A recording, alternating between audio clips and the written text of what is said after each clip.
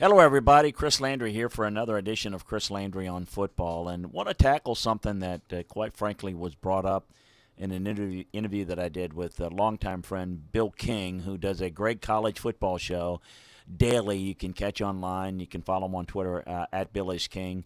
You can also catch his show every day. It's a 2-hour show.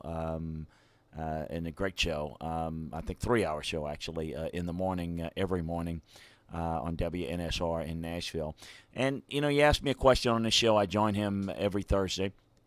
And it was about chalk programs. And it was a great question, and it kind of spurred some thought after I hung up with him. I had some further thoughts that I wanted to get into that I failed to get into during the interview. And it was about, in college football, the programs that have been chalk, that have been the best in the country, and you start to think about how many of those have changed over the years and how many of them have stayed the same. And if you think about the chalk program, or as I like to call them, the blue blood programs of college football, you know who they are. I mean, historically, they may have changed a little bit, but certainly in today's game, you're talking about Alabama, you're talking about Clemson, you're talking about Ohio State, teams that are there consistently year in and year out. They recruit at the highest level and certainly raise a lot of revenue and put it back into the program. But if you look back through history, let's take Clemson. It's a program that for a large part of their history was a little bit of an underachieving program. Won a national championship in 1981, but has been a potential program that never really realized its full potential until quite frankly, Dabo Swinney took over for Tommy Bowden and built it into the program that it is now, where they're competing and going to the playoffs on a regular basis. Georgia is a very new program under Kirby Smart that has taken the next step. Under Mark Richt, very good program, very successful, but the one of the 6 programs in the SEC that are national championship caliber programs, and they're the only one in the SEC that's never played for a title, never won a title. I mean, you look at it, Tennessee, Florida has, Alabama, Auburn, LSU has. Georgia's the one school that fits into that group, but quite frankly never achieved that championship status since 1980 when Vince Dooley had that great team, and a couple of nice runs in the early 80s. Good programs, but are they blue bloods? Well, they are blue bloods now, so where do you kind of draw the line on blue bloods? And you think about who are blue bloods today. I mean, would you put a program like Michigan State or TCU that have built themselves into really good programs, where TCU hadn't made a playoff, probably should have a couple of years ago, and this is a perfect example. Had that been Texas a couple of years ago, with their blue blood history, would they have been dropped from 3 spots and missed the championship picture if it was Texas instead of TCU? Probably not. So food for thought there. Michigan State's made the playoffs. Washington's made the playoffs under Chris Peterson. So are they traditionally blue bloods? No, but very good programs that, Washington's won a national title in the early 90s, 1991. So TCU hasn't quite gotten there, but you see where they're very good and been very, very good, consistently good under Gary Patterson. So as we look at it, you've got programs. I mentioned Texas. Well, they're a blue blood program that hasn't played like a blue blood. Oklahoma has, and has more consistently. Texas certainly could get there. Notre Dame is a typical blue blood program, but they're probably, with their academic standards, more along lines of what Stanford has been. Another really good program that, are they a blue blood or just outside of it? So it kind of brings to the question, who are the blue bloods, who are the chalk, and who's not?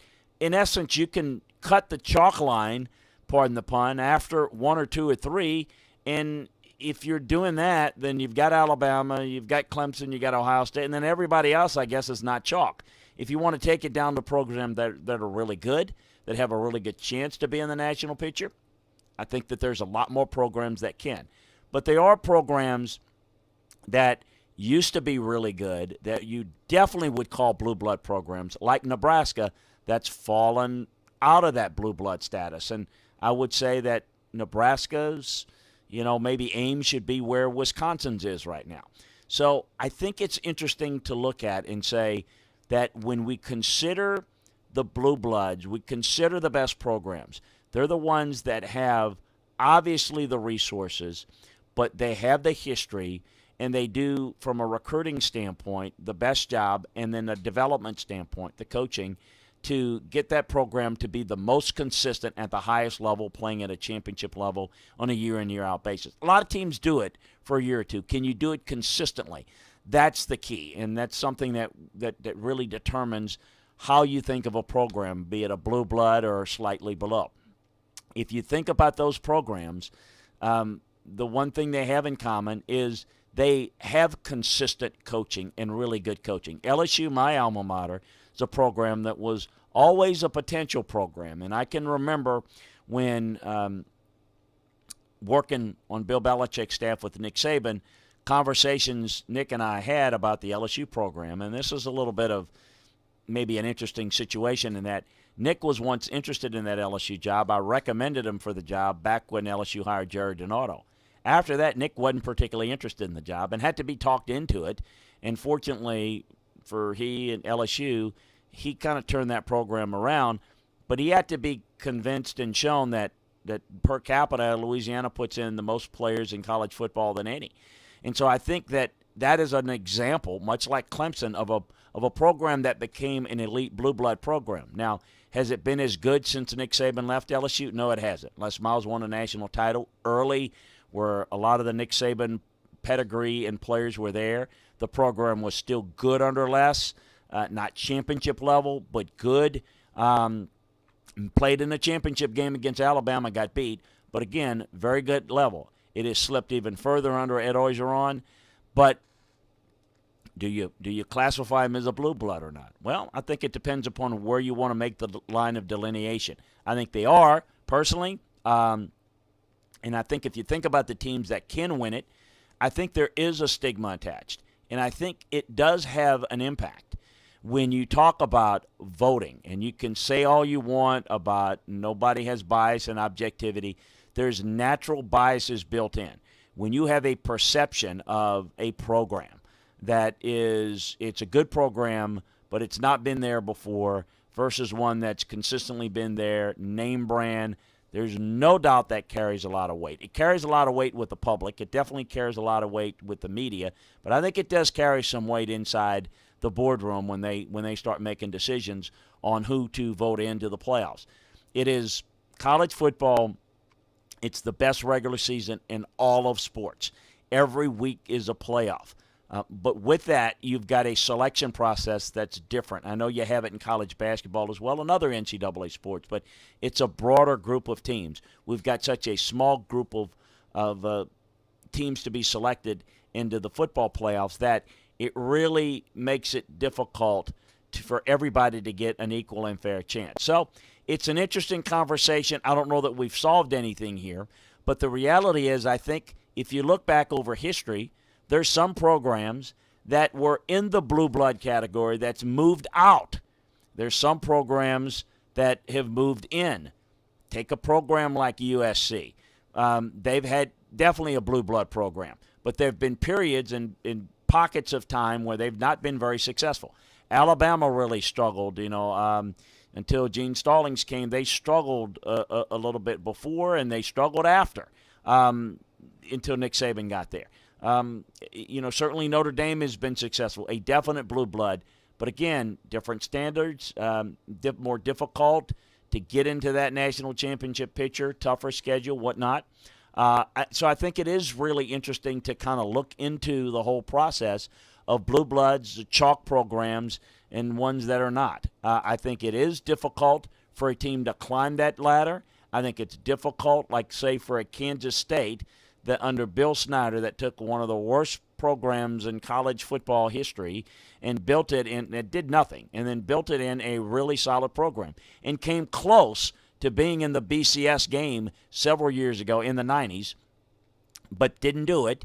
And since then, it hasn't been quite as good, but still very competitive and outstanding by Kansas State standards, but certainly not would you consider a blue blood program. So I think that one of the things that I would say is that there is more parity in college football today because there are more programs due to the big checks that you get from the SEC network, the Big Ten network, et cetera, where you get an extra $30 million per school into your coffers. It makes a huge difference on facility upgrades, staff upgrades, and it allows more programs to be able to recruit more players. With the scholarship limitations, when that came in years and years ago, not all the players could go to the best schools. Now you can spread them out more evenly. So I think there are more good programs in college football than ever. Are they chalk? Are they blue bloods? No. But if you look at the top 40 programs in college football, they're more competitive, and teams 25 to 40 are much more capable of beating somebody in the top 5 than it used to be back 30 years ago. Now, it's probably, with that said, it's probably just as difficult to win a national title. Think about it. When is a non-blue blood caliber team won a national title? Georgia Tech, Washington split a title one year. You had BYU won it in '84 in a different era where it was the pole era. But, most of the time, you know who it is. It's Ohio State. It's Michigan. It was Nebraska. It was Oklahoma. The SEC schools you've seen, Alabama, Auburn, Tennessee, Florida, LSU. So you see a lot of those same type of programs, Notre Dame, USC. So it is mostly blue bloods. Now, here's the other thing to keep in mind. History kind of circles around and you see programs getting built. Going back into the 70s, early 70s, Florida State and Miami had moribund programs. I mean, to the level where there was even consideration of dropping the programs. Nothing. Awful. I mean, would be to the level that you consider a mid-level Conference USA program today. Well, we know those programs have built into powers. Now, Miami obviously had a wonderful run and still good. Still, I would consider in that blue blood category, although they only got to one ACC championship game, and you'd have to say that their program has dropped off. Florida State has had their ups and downs in the latter part of Bobby Bowden's years. Success with Jimbo Fisher, definitely a blue blood program. What about Florida? Florida in the 60s, they were not a program that was very good. The population boom helped all of those Florida schools, and quite frankly, it's helping the South Floridas and the Central Floridas as well, and even the FIU and the FAU programs. But it just goes to show you that if you look over time, college football changes to some degree in terms of who can be competitive. You can get in the game and you can play big-time football. You can be in the mix for the championship. But we've not seen the non-chalk, the non-blue bloods actually win a championship. So I guess it's going to be something we're going to look out for in the next 10 years. See how many of those non-blue bloods can get into the mix, maybe get into the playoffs, and win. Do they get a chance? Can they get it done? We'll see. Is it going to be a big hurdle for them to get in, like TCU a couple of years ago? That, again, I think is a fair statement. So given the chance in the 14 playoff, still going to be very difficult. If they get the chance, Michigan State got in, Washington got in, not typical blue bloods, although very good programs historically. Both didn't fare well. Don't think that doesn't have some effect from the people that have a perception about certain programs. So, again, I don't know that we've solved anything today, but a really good discussion, and I thank Bill King for bringing it up to me on his show, and something that I wanted to share with you today. So I hope you enjoyed this edition of Chris Landry on Football. You got any thoughts and questions, send them to us at LandryFootball.com. Folks, we've got a summer discount special that is, you got to see it to believe it. I've lost my head a little bit. We're giving a 50% discount on any subscription package to become a member. Folks, we take you inside the film room. We break down the college game, the pro game, what we're doing all summer. Daily notebooks on the college and NFL scene. We're breaking down the rosters of the NFL and college programs. We're going to get you prepared for the football season better than you ever have before. And if you sign up now using the coupon code SUMMER, SUMMER, if you sign up for the year, you get the full football season for free. So take advantage of the price rate that goes back to the normal rate during the football season. Get it at a cheaper price. Get locked in for the football season. Get locked in for free agency and recruiting and the draft next year. Take advantage of it now. And then as a bonus, get prepared for the football season better than you ever have before. So thanks. Follow us on Twitter at Landry Football. Don't forget that. Appreciate you joining us. We'll talk to you again on another edition of Chris Landry on Football at LandryFootball.com.